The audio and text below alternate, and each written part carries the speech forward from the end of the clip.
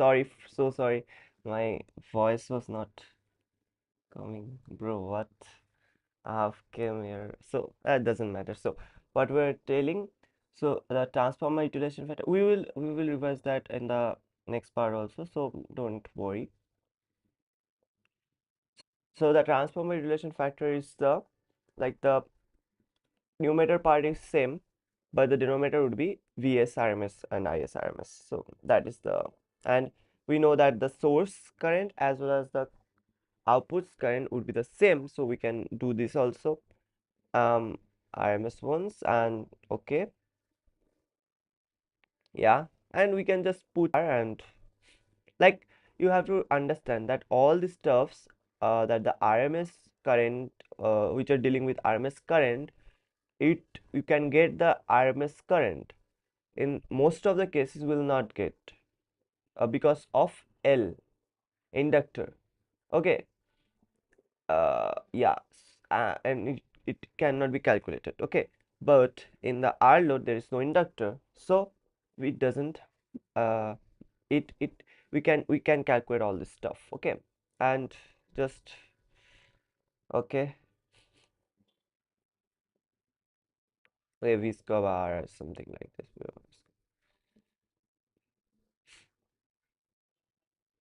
Okay, input power factor, real power, p square. Okay, yeah.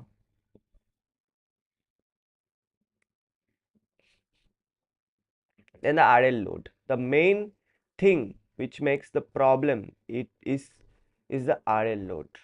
When the RL load comes,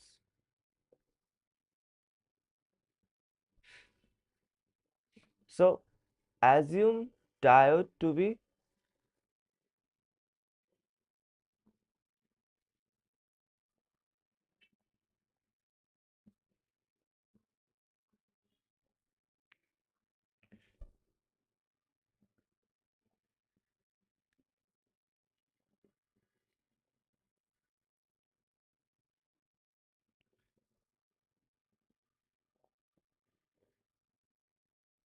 okay, so for the RL load, assume diode to be on, like short circuited, then uh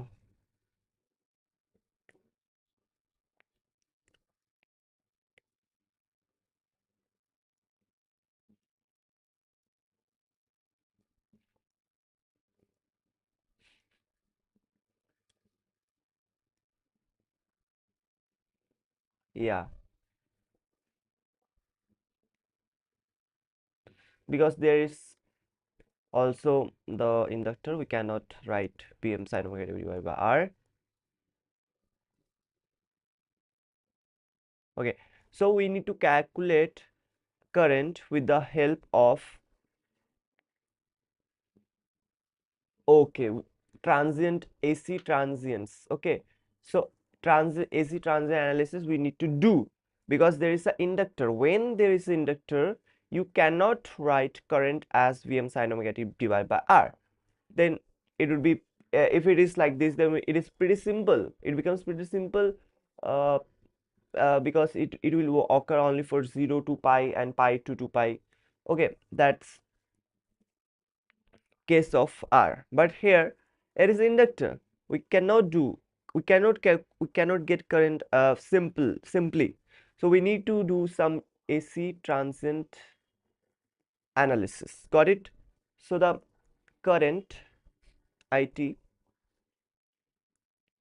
would be the transient part as well as the steady state part. Okay, the transient part would be C e to the power exponential e to the power minus t by tau plus Vm by mod z sine omega t minus phi. All right, so the transient as well as we are getting the steady state. The transient one is C e to the power minus t by tau and plus Vm by mod z sine omega t minus phi at t equals 0.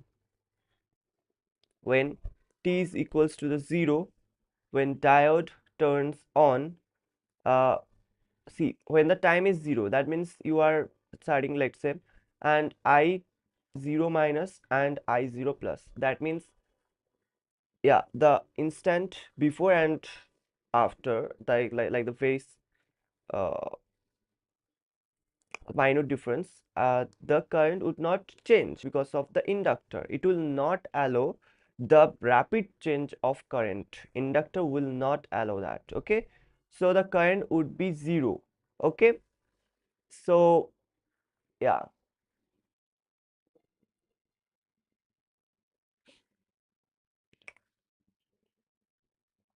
C would be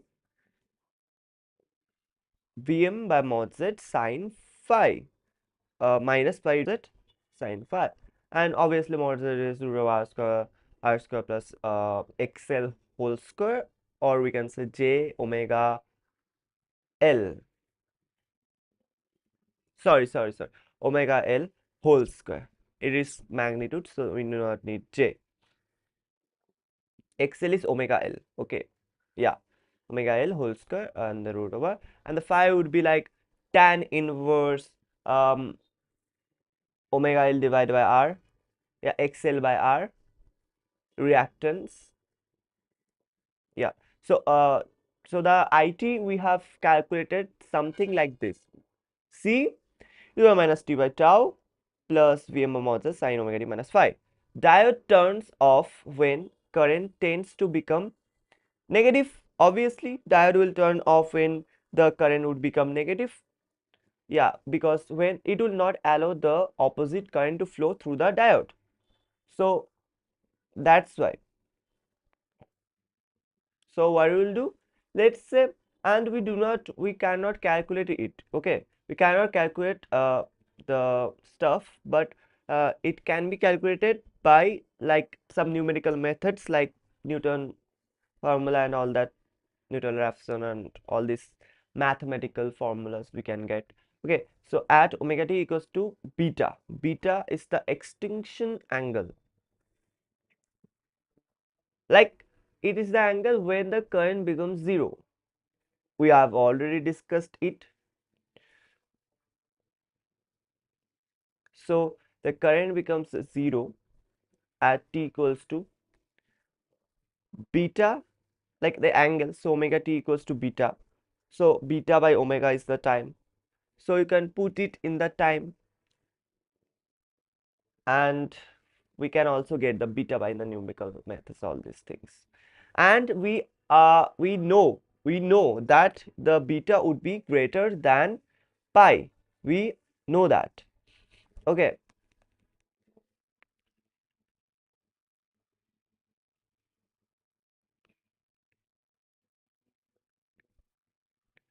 yeah. So Vs we have made 0 to beta would be like diode is short circuited, so VO is equals to the Vs. So we have made it,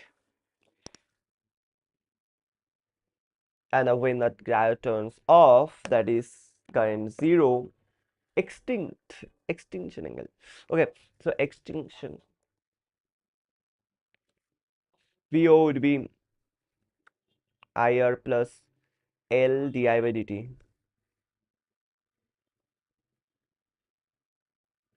Uh, yeah, yeah, IR plus L di by dt due to the inductor.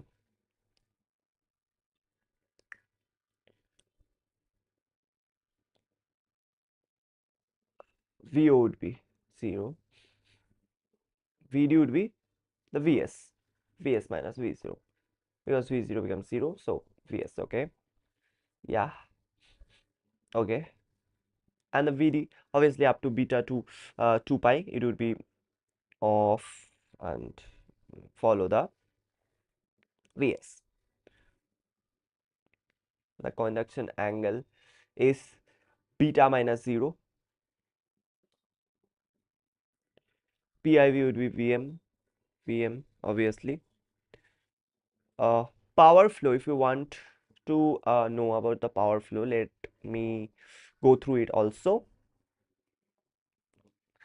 power generally flows from the source to the load. If PO equals to VO IO is greater than 0, that means the power is flowing from the source to the load. But if it is less than 0, what does it mean? That the power is moving from the load to the source. Need to remember that if the power VOIO is greater than 0, that means the power is transferring, or the power is moving from the source to the load. If VOIO is less than 0, that means the power is moving from the load to the source. And for the case 1 would be from 0 to pi by 2 uh, plus 5. Okay, pi by 2 plus 5. Where it is? I think here. Okay, the maximum current, where the maximum current is there, where the maximum current is pi by 2 plus 5. You are getting the maximum current at the pi by 2 plus 5, and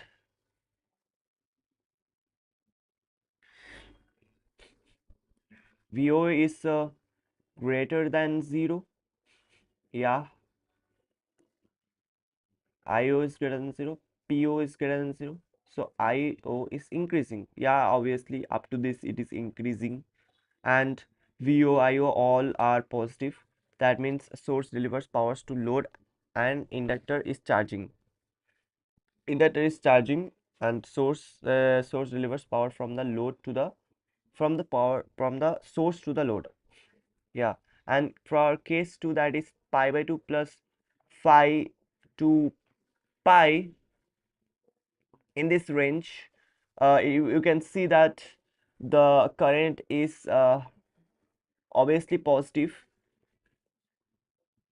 Current is positive, VO is also positive, power is positive, source delivers power, but IO is reducing also. So inductor is discharging, both source and the load deliver power to the R. That means both are delivering power, because current is reducing as well as the IO, and power is also getting zero. So the source is delivering power as well as the inductor is also discharging. So, and for pi to beta here in this range, you can see that the VO is 0, that means power is 0, that means source is not delivering, and load is IO is reducing, that means inductor is discharging, and load to source, inductor delivers power to source and R both. Got it? We can calculate the average VO by like these formulas, and RMS voltage. Pretty simple. No need to remember anything here. You just need to remember the formula, 1 by 2 pi here into square, and the outside you need to do like root half. Here you can do 1 by 2 um, 1 minus cos 2 omega t. Yeah, so that's the thing. And then the average current you can calculate, because their inductor is short in the DC component, or the average inductor is short, omega is 0 and omega L is 0, so you can calculate by divided by R. But RMS you cannot calculate, okay. RMS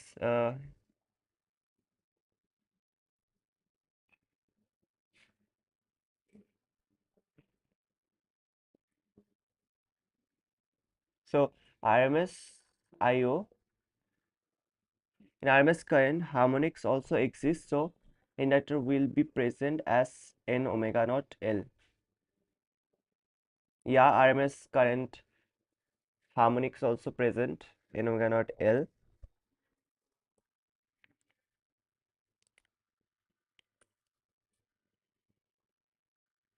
So I know RMS cannot be directly determined, so efficiency, TUF, input power factor, or are not asked. So pretty simple.